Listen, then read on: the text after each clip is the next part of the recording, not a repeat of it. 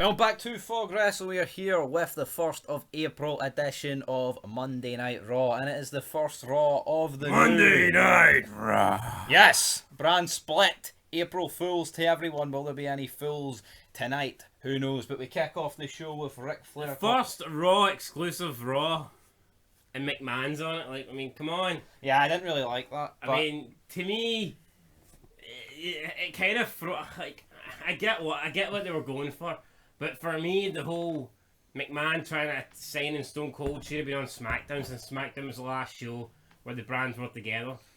You know, I did not like this straight off the bat. I'll put it this way, guys. If this happened today, we'd shit on it, so we'll shit on it now. Yeah, no, I just, to me, you know, it just makes no sense. It's like someone fucking saying, "Oh, I'm going to start my diet today," and then they order a Big Mac on the first day of their diet. Do you know what I mean? Like, Who would that be? Probably me. To me, it just did not make sense. You know what I mean? And I get it. They're like, "Oh, I guess they kind of went with it. Oh, McMahon's not throughout the show. We'll talk about it. You know, he does get asked to leave and shit." But I just did not like this. In my opinion, it should have happened on SmackDown, especially since, you know, the draft happened on Raw. They could have given SmackDown the whole who's going to sign Stone Cold. Maybe it was like a ratings ploy. Maybe they were worried that the ratings would go down. But see, then why do the brand split if they're that worried? I know why they did it, but I don't know, guys. But we kick off. Ric Flair is talking about his plans. He says he's going to unveil the new Undisputed Championship tonight, and he's holding it, and it looks pretty good. You know, he didn't say he's going to unveil it. He's already got it. He's holding He's it. going to unveil it to Triple H. No, he's going to reward it to Triple H. Wait, well, it's the same shit. No, unfeeling it would be like, here. Well, it's going to be unveiled to Triple H, because maybe Triple H isn't seeing this. Probably Triple H is probably a mark. What, he's probably sitting there fucking planning it. Anyway, though, we kick off the show for the Intercontinental Championship. We have Booker T taking on Rob Van Dam in a decent match with decent heat. This got a 71 rating. To me, I think that's kind of like, this felt ruthless aggression era straight away. Booker T RVD, because I think in the Attitude Era, matches never really went long. No, I'm not saying long matches. It wasn't even that long. It just felt longer than your average match. But here, it was alright. It looked like Booker T was about to win, but RVD in the end got the win, and Booker T, he's really come on. He's really went downhill like since he entered. You know what I mean? Comes in, attacks Austin, feuds with The Rock, and now he's pretty much losing to anyone he faces. I'm surprised he didn't get beat by Tajiri in the hair commercial. It don't makes no sense to me. It's the fact this Raw seems further away from last week's in terms of the Attitude Era than last week's feels like 2 years ago in 2000. It's just the whole set change. It's such like, it just feels like they've done a great job making it feel different. I like the set change. I like the new intro music. I think the new intro music package video was great. And this is the start of Ruthless, and this is the end of the Attitude Era. Well, SmackDown was the end. I would say so. Like, to be fair, when people can say, "Oh no, it was in 2001," or it was the end of the fucking the invasion or whatever, but to me, this feels like the new era. So, you know, this is it. Anyway, though, McMahon makes his way out from the crowd, and he's determined to sign Stone Cold Steve Austin. But he ain't going to get him, because McMahon gets escorted out the arena by the Big Show. Ric Flair was like, "Oh, you got a big problem, McMahon." And then the Big Show walks out, carries McMahon to the back. McMahon tries to sneak back in, and Big Show just kind of forcibly throws him out the fire exit door. So McMahon's out in the cold with his wee SmackDown contract. Doesn't look like he's going to be signing Steve Austin anytime soon. Up next with William Regal taking on Spike Dudley, non-title match. I wasn't sure if this was because Spike was going over or because Spike doesn't deserve a title match, but in the end it's because Spike went over. So William Regal lost his knucks, and then Spike Dudley got the win. So, like, I like Spike, but should he really be beating William Regal? No. Yeah, that's about it. Next stage, though. Backstage, we go to the NWO, and they find themselves the APA office, and they're scooping the beer off the floor because they're all goddamn alkies, brother. Scott Hall's tongue's hanging out. He's licking up the beer. I mean, he can't get enough, and they're redecorating it. The NWO spray paint on the door and the APA's office is officially turned into the NWO's office. Yes, and then we cut to Crash, who we haven't seen since Mania, and before that it was about 2 years. He lets Bradshaw know about the NWO's actions, and who slapped him here? Was it Jackie? She never slapped him, she pushed him out the way or something. Nah, he just made him look pish. Like, why is this guy even being wasted as a pick? I know he wasn't a pick, but he was. I mean, why would you want him in the lottery? Absolute fucking jobber. But anyway, then we cut backstage again. A lot of backstage segments in a row here. We have Trish and Terry arguing with each other. Then the Nature Boy nonces it up, says, well, if you two beautiful women want to go one-on-one tonight, we'll give the fans what they want and we'll have a paddle on a pole match. Courtesy of Vince Russo booking. So, there you go. Yeah, there we go. Straight from Finny Ruse. I've always felt Terry was just out of place in this era. Yeah, I didn't even know she was around. I thought she was gone by this point, to be honest. It's like she seems to be a lot older than the rest of the women. Well, I'm assuming she's older. I don't know her age, but Oh, she must be. I'm going to assume she's a lot older than the rest of it. And I don't know, she's just never really a wrestler, just like a valet. I just think she seems out of place in the women's division. Disappears from time to time for like months on end. Like, it was like the Hardys for a bit, then with Perry Saturn, and then what's she done since Perry Saturn? Who knows? But then Deborah is asked about Stone Cold, what brand will he choose, but she's keeping the cards close to her chest. I thought Deborah and Austin were divorced by this stage, so... Yeah, we're getting. I think this is the point where Austin's just beating her up.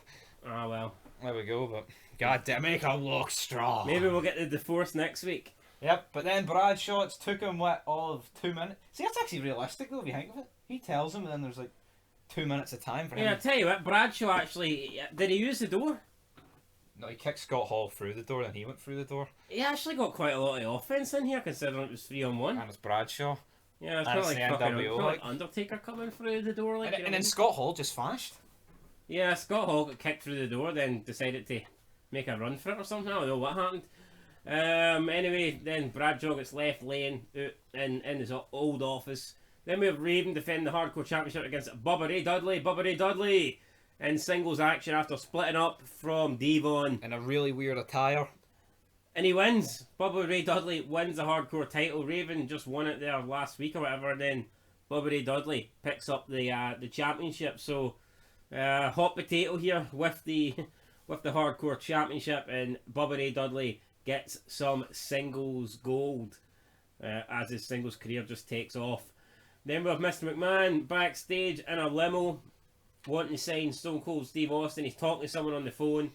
Who is it? I don't think it was ever revealed who he's talking to. But he's overheard saying that he wants to... he says that he guarantees that he'll... Who do you think it was? Because we'll never probably know. And he's also talking to them later on. Kurt? That could be Kurt, actually. Should have been number one. Could be Kurt. Ric Flair goes in the ring, he brings out Triple H to give him the belts, and then... Dead man walking. Well, it's not quite Big Evil, it's just keep on rolling, baby. Undertaker comes out, he challenges Triple H to a match at Backlash, says, you couldn't beat me at Mania 13 months ago or whatever, you can't beat me now. So that looks like the match that we're going to get, but it turns out it won't be the match that we get, brother. Yep, I'm still not sure how title contenders work with this brand split. I mean, Triple H is basically accepted a challenge from Taker for Backlash. Even though Triple H wanted to do it tonight, Taker's happy to wait to Backlash. But what if there's a guy on SmackDown that wants a title shot? How would we decide who the number one contender is? Because you can't have Undertaker versus, let's say, The Rock. Because Undertaker's on Raw and The Rock's on SmackDown. So how do they decide number one contenders? Is there going to be like a written rule or something where like a Raw guy gets a title shot at one pay-per-view, then a SmackDown guy gets a title shot at the other? Yeah. Like... I'll tell you what, it doesn't really make much sense from the aspect that this match has been, like, it's literally been signed, essentially. So how the hell does it go from this to Hogan against Triple H and Austin against Taker in a number one contenders match? I don't know. It kind of makes no sense. It would make much more sense for it to be Austin Hogan. I know they're on different brands. I mean, I see what they're going for, trying to make the Undisputed Champion seem big. The Undisputed Champion being on both shows, it does seem like a Big deal. massive deal, but logically it just doesn't really work. No. So, Yeah, I mean, they didn't really think this through. That's why. How long does it even take to get the belt? I don't know. But anyway, this was decent. Undertaker Triple H supposedly happened for Backlash, even though I'm pretty sure we don't get it at Backlash. 99.99% sure we don't get it because the Hulkster's wearing the belt, big man. It's like Taker is like reluctant to fight, but not like in a shite bag way. And On his terms, sort of he way. still comes off as a badass. Yep. Unlike today, where a heel can only be like cowardly and that's it. I mean, Taker's like, you know, Triple H wants it now, and Taker's like kind of just smug, and he's like, no, Backlash is fine with me. Yeah. So I mean, it's kind of cool how Taker pulled that off. Yep. Then we have a tag team match up next. We have the Hardy Boys taking on the thrown together team of two guys who are about Two guys that could legit die in the next year. well, Mr. Perfect. They both die. Well, there you go. Both of them are in 2003. They both die. I think. I wasn't fucking wrong. Just a weird team. Two guys who are just out of place. I mean, two guys that should never have been brought back. Yeah. I mean, what was the point of bringing Bossman back? Like, Fucking I'll stick him say in an this. angle with Booker T. At least Mr. Perfect is a star. Bossman ain't. Is he not? He's not a star. Mr. Perfect, I'd say he's like upper Is mid Bossman card. not world champ? When? Oh, he feuded against Hogan, Big Bubba. Nah, big fucking Bubba. I prefer Bubba Ray, like, to be honest with you. Oh no shit, Sherlock. I never thought Big Boss Man was that. Although back in the day, Big Boss Man was fat as fuck. He was a good heel, like when he was feuding with Big Show and Al Snow, but he went for eating Al Snow's dog to a world title match against Big Show. Was Big Show? Holy fuck! Big Show's the champion. That. Aye. Holy fuck! What was McMahon thinking? I don't know what that. Big Show versus Big Boss Man. I thought Hardcore Holly Lesnar was bad. Fuck it, they Jesus gave Christ. WCW a fighting chance there, like, buddy. And then Brock comes out, batters both the Hardy Boys, and then that's what that Probably match. David Arquette was the champ at that stage. That's why they were playing it cool. Aye. Anyway, Must have been. Hardy's picked up the win, so then Brock Lesnar comes out, kills them both. And that is it. Up next with Terry Runnels versus Trish Stratus, Pardo in a pole match, did not last long. 4 minutes Trish 20. wins. 4:20. And then, Molly Holly comes out. yeah, smashes Trish with the paddle. Sounded like it fucking broke her skull, so. It was definitely one of those breakaway ones for. It was, but it still sounded sore. I don't Yeah. see how it could make that noise and not be sore. Unless it's very hollow. I don't know. I know, but if it was hollow, it wouldn't have made that noise, surely. Maybe it was just good sound effects. But yeah, a good spot. No, but like, you know when someone gets hit with a steel chair, you can just tell if it... Like that steel chair Undertaker hit Canyon with that, you can tell that was... Aye. You know what I mean? Good. That sounded really... I mean... Bang bang, good night. So yeah, Molly Holly looks like she's turned heel here. We cut the McMahon says that he will find a way in to the arena. Yep. And then we cut backstage. Stone Cold appears. He tells Ric Flair to let him in. He wants to hear what McMahon's got to say. God damn it, let me... It looks like Austin's maybe...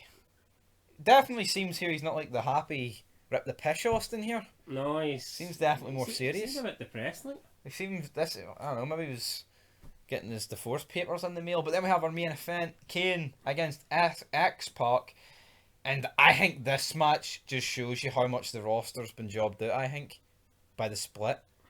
No, I think so. Yeah, well, I think you could say that about the entire Raw match card. I think you could, but I think the fact this is the main event. Yeah. Well, yeah, I mean... Like, my point is, you're using Austin in a segment, you're using Triple H and Undertaker in a segment, and they're by far your three biggest... Yeah, I mean, Kane X-Pac, you just wouldn't expect it the main event, would you? They're the weakest two at the 3-on-3 match. Yeah. By a country mile. Yeah. Like, obviously Kane X-Pac works more than any of the other two, but I just feel like Kane, Scott Hall, Kane Nash is it's a big match. X-Pac's just... crock of shite. Yeah, we've seen Kane X-Pac a million times, like. And it was much better when they think they were doing it then. We haven't seen fucking Kane versus Scott Hall or Kane versus... Could have been fake Diesel versus Kevin Nash. Yep, but yeah, I mean, it's always great seeing the NWO entrance. Match goes 8 minutes 33 seconds. Match finishes in a DQ NWO attack Kane. Then Bradshaw runs out, helps Kane, fend off the NWO. So who knows? Maybe next week we're going to get Kane and Bradshaw taking on the NWO. Remains to be seen. But then we get to the finale of Raw, and it is Stone Cold deciding which brand he's going to go to.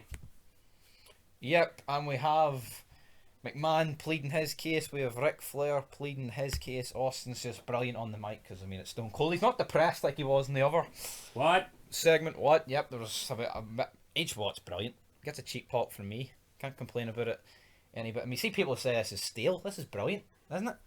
It's a shame it's going to be over soon, but we've only got like a month or just over a month left of Austin. Then he takes his ball and goes home. Austin can take his ball and go home, but looks like Austin is signing with SmackDown. He's drinking the beers. Good night, Stunner on McMahon. It's April Fool's, you son of a bitch. Then Ric Flair fucking does a load of woos and chops to himself and dancing around like an absolute... This was like TNA Ric Flair here with Jay Lethal. Yeah. And then Austin gives him a stunner for good measure. Signs the Raw contract. We head off the air. Aye, so there you go. There you go. I mean, it was a good Raw, but definitely the last two shows were top notch, and this was definitely a couple of levels below. Put it this way, guys, Austin, the final stuff, I think saved it. Yeah. Not that without it, it would have been like a 0 out of 10, but I think this just gave it that wee final push towards something no bad. Yes, I totally agree. Yeah, so we gave last week's Raw a 10. I'm giving this a 7. Yeah, and we gave SmackDown a 9. Yeah, I think a 7. I think without Austin, I'd probably give it like a 5. But yeah, I thought I'll be. I mean, Austin segment was good. The Triple H Taker thing was alright. I mean, McMahon, I guess, was alright. I thought Bradshaw, the NWO taking over the APA's locker room was alright. But I mean, apart from that, wasn't really much in it. You would have fought for the first brand split at Raw. It would have been better than it was. Yeah, a lot of funny stuff though. I mean, but that's what I'm saying. I think because they knew it was kind of going to be weak, they're going to have a lot of people who's kind of like unproven, not used to stuff. I felt like that's why they pushed the whole Austin stuff. Well, they could have used Triple H and Undertaker more, couldn't they? That's what I'm saying, but obviously they thought, right, we'll just, instead of using them in a match, we'll save that and just use the whole Austin stuff. Don't know how many weeks I had this planned for Austin not to appear for 2 weeks after Mania until now, but... A year in advance, apparently. Oh, yep, according to Big Finny Russo. But yeah, I think a 7's fair. 6.5, 7. I'll give it a 7. No, we don't give halves. Yeah, I know. So you get it a 7 or what? Yeah. Right, okay then, 7. We don't give halves, alright, dickhead. Oh, we don't? That's alright then, guys. I'll do it for this review. Till next time. Even they fucking ask for half a Big Mac or half a milkshake or... Let's watch half the Raw, then watch the other half later. Alright. That's pish. I would with today's, though. I wouldn't fucking hard. Anyway, they were talking shit. Check out the top 5 moments. Check out the SmackDown review when it's up. But until then... Peace.